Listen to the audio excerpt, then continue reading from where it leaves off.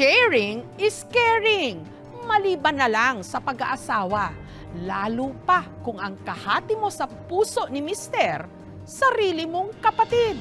Katulad ng nangyari sa magkapatid na ito mula Tagbina sa Surigao del Sur na sa ilalim ng iisang bubong kasamang naninirahan ang iisang lalaki. Mula pagkabata, sanggang dikit na ang magkapatid na Richela at Lynette. Tumigsa pa, maligo, niya na makasagol nga bata, niya kuan si awayon, niya mulaban ko. Hanggang sa bumuo na sila ng sariling pamilya, hindi pa rin sila mapaghiwalay. Sina Richela at Lynette kasi magkasama pa rin sa iisang bahay. Hating kapatid sa mga gawain. Puli-puli ramig loto sa akong manghod. Pati na sa iisang lalaki. Sina Richela at Lynette kasi naghahati sa pagmamahal ni Tonton. Kidyol, tagtulo ka gabi Lunes kang Gingging, antod sa Merkules, sa Huwebes, kang Lynette, antod sa Sabado. Si Tonton kasi hindi lang minahal si Richela, kundi pati na ang kanyang hipag na si Lynette.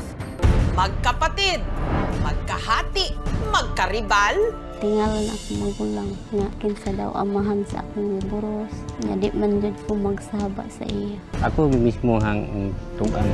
Tungod sa akong kalagot, kuha na gud kog sundang kay mugsamtok sa akong nauna ba akong patyo na lang akong isuon. Sa kubong ito sa Tagbina, Surigao del Sur, nakatira sina Richela at Lynette kasama ang iisa nilang mister na si Tonton at ang 14 na anak ni Tonton sa kanilang dalawa.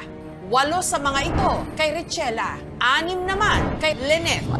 Sa laki ng kanilang pamilya, sa tuwing sila'y kakain, 4 na kilong bigas ang kailangan nilang isaing. Among sudan, nukos. Dili. Lili ni kasunod diri asa isa ka anan.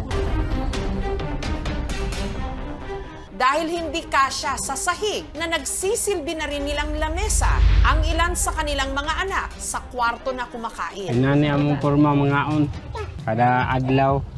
Sa sahig na rin sila natutulog. Ako diri ko matulog, akong manghod dira si Alberto diri uban magluyan diri ning matulog, manghilak ang uban kay nay katulgan. Di na magkakuan lagi kay ut na kaayo. Sige nagbagulbol, sige nagkuan akong bana nga tidang gamay kaayo nga balay.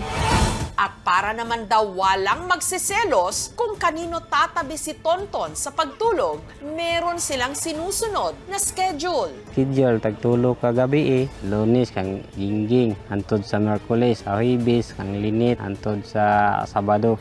Pero bakit humantong sa ganito ang kanilang sitwasyon? Taong 2003 nung nag-cruise ang landas ni Tonton at Richela sa isang sayawan sa Agusan. Ito na pong sayawan sa amo nayawan na pud mi siya. Kita na ko na siya sa daplir sa kuan ba sa tindahan. Niya siya kuan kaning duha ka uyab patungan siya. Basta ang mga bae nga maduol mong gud sa kuagot, ila po'y manguyab sa kuapod. Pero sa mga babae raw na naroon nung gabing yon, nabighani raw talaga si Tonton kay Richela. Gwapa niya, dimpulan. Pag human sa sayawan, nangyab siya sa kuha. Wa pa dayon nako siya gisugot. Pero misteryoso talaga ang pag-ibig dahil si Richela, hindi man niya ginusto nung una, nahulog din ang loob kay Tonton. Nakaangay ko kay buutan siya. Kuan nindot siya mo istorya ba na makilig ko sa iyang mga kuan istorya.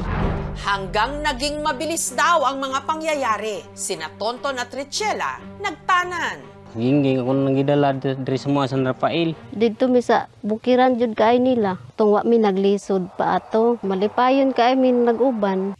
Hanggang nagkaroon sila ng anak. At para may katuwang sa pag-aalaga sa kanilang sanggol, pinatira ni Richela sa bahay nila ang nakababata niyang kapatid na si Lynette. Nagbantay na ko sa iyang anak pagpanganak niya.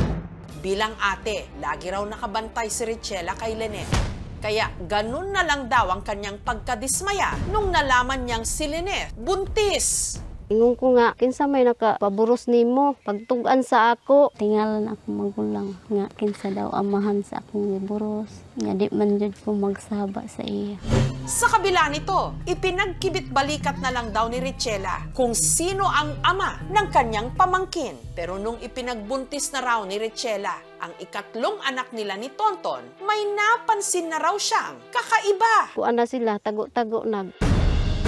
Kuan, kung nga naunsa man mo manong perminti naman mo mag-uban. Ako mismo hang tugan kang gingging. Anak kong bana nga, kanang bata, amuan ng anak si Linet.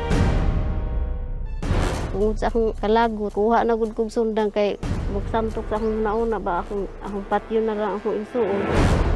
Sa puntong yon, nabunyag na sa tuwing umaalis pala noon si Richela para magtinda ng gulay, naging malapit sina Tonton at Lynette dahil sila ang madalas na naiiwan sa bahay. Butan siya po. Nakuha na butan niya. Hanggang si Tonton, tuluyan na raw nahulog ang loob sa kanyang hipag. Anak si Linit po, sige na good kay kagusto mo ko si mo ha. Wa man ko magustot nagkarugay, nagsige naman noon may kadit kuan.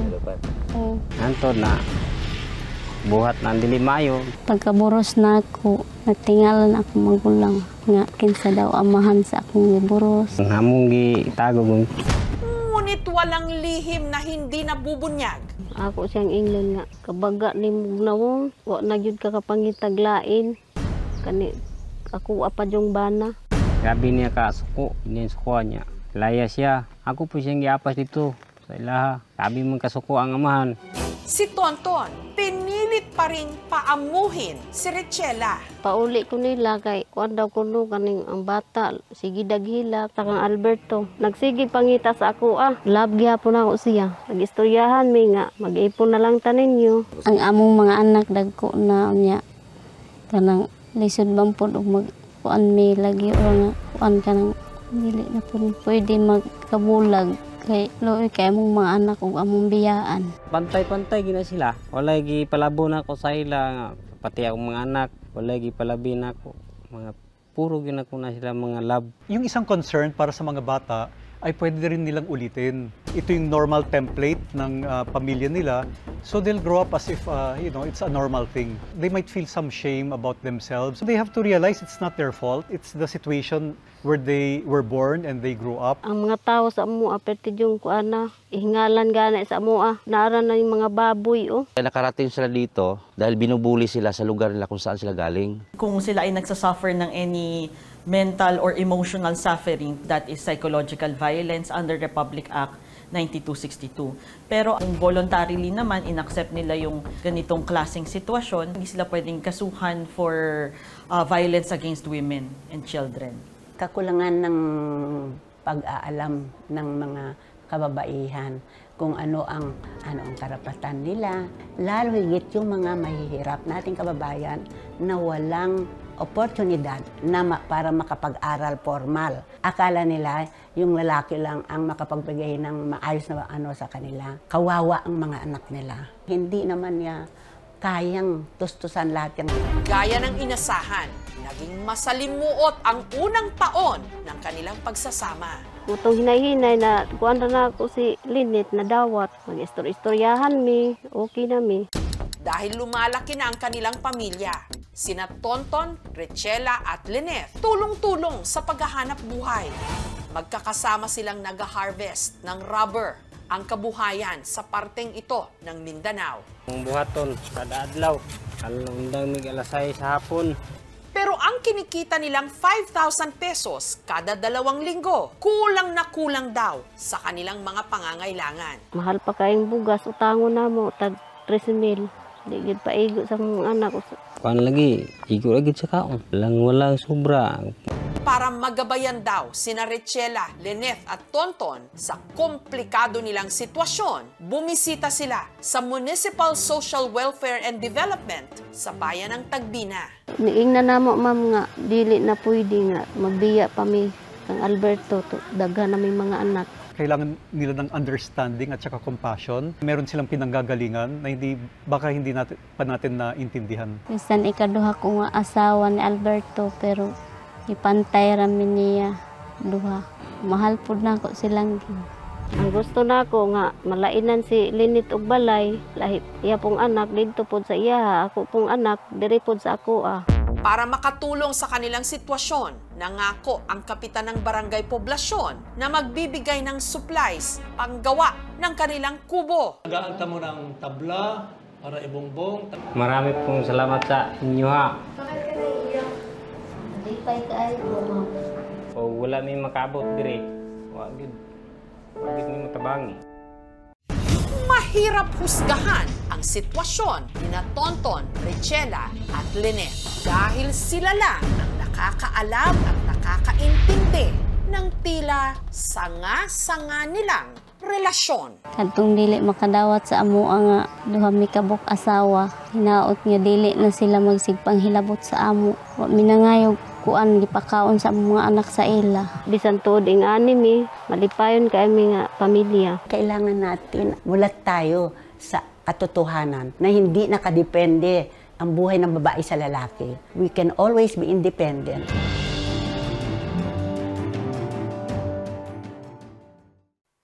Thank you for watching, mga kapuso. Kung nagustuhan niyo po ang videong ito, subscribe na sa GMA Public Affairs YouTube channel. And don't forget to hit the bell button for our latest updates.